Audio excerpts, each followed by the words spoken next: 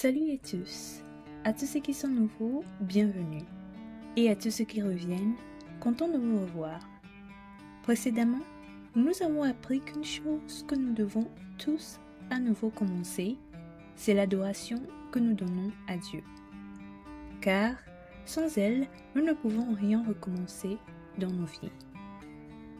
Également, nous avons appris que la seule façon d'adorer Dieu correctement est en vérité et en esprit. Aujourd'hui, nous allons voir l'exemple biblique d'un homme nommé Isaac qui a décidé de recommencer, mais bien sûr, tout d'abord, avec son adoration. Alors, commençons. Avant de recommencer son adoration, Isaac, fils d'Abraham, a décidé des années après la mort de son père de creuser à nouveau, à leur endroit précis, les puits qu'il avait autrefois creusés. Maintenant, vous vous demandez peut-être pourquoi il voudrait faire cela et qu'est-ce que cela a à voir avec le recommencement de son adoration. Eh bien, premièrement, c'est que parce que, après la mort de son père, les Philistins avaient comblé ces puits de poussière. Et deuxièmement, bien que l'eau de ces puits soit nécessaire pour beaucoup de choses, spirituellement, elle symbolise la parole de Dieu et le Saint-Esprit. Deux choses que nous savons être cruciales pour adorer Dieu correctement. La Bible dit qu'après qu'Isaac et ses serviteurs eurent creusé un puits, les Philistins, avec dispute, le réclamèrent comme le leur. Isaac décida donc de le leur laisser et l'appela Ések, le puits de la dispute. Cependant, cela n'a pas incité Isaac à s'arrêter. Il continua et creusa un autre puits. Cette fois aussi, les Philistins le réclamèrent avec querelle et il l'appela Sitna. De là, il creusa encore un autre puits. Et pour celui-ci, il n'a eu à faire face à aucune dispute ou querelle. Alors, il l'appela Rehoboth, parce qu'il dit « L'Éternel nous a maintenant mis au large et nous prospérerons dans le pays. » Ici, il y a beaucoup de choses que nous pouvons apprendre chez Isaac.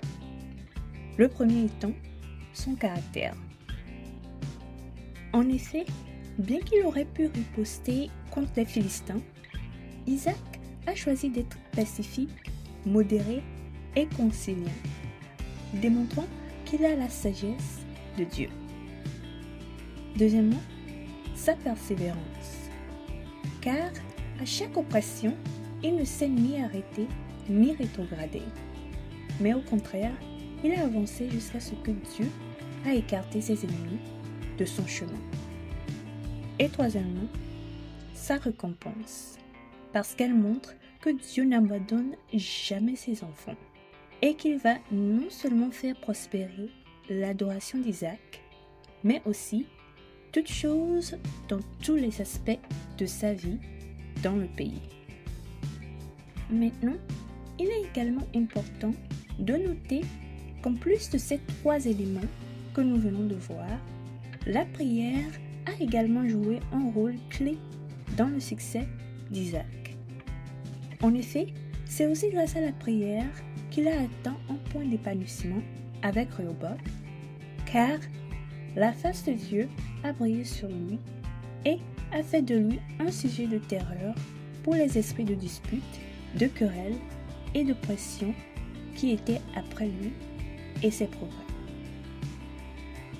Et un verset biblique qui souligne parfaitement cela est le psaume 31, le verset 17, qui dit « Fais luire ta face sur ton serviteur, sauve-moi par ta grâce. » Amen. Un verset qui nous parle aussi, à vous et à moi, sur l'importance de la prière dans les épreuves, afin que, par la lumière de Dieu, nous puissions aussi triompher comme Isaac.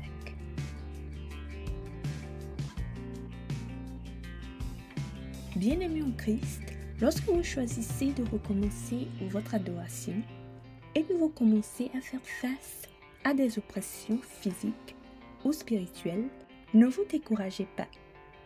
Plutôt, soyez une personne de prière pour demeurer dans la sagesse de Dieu, pour persévérer, pour vaincre vos oppresseurs et pour que grâce à la lumière de Dieu, vous ayez la paix et la prospérité.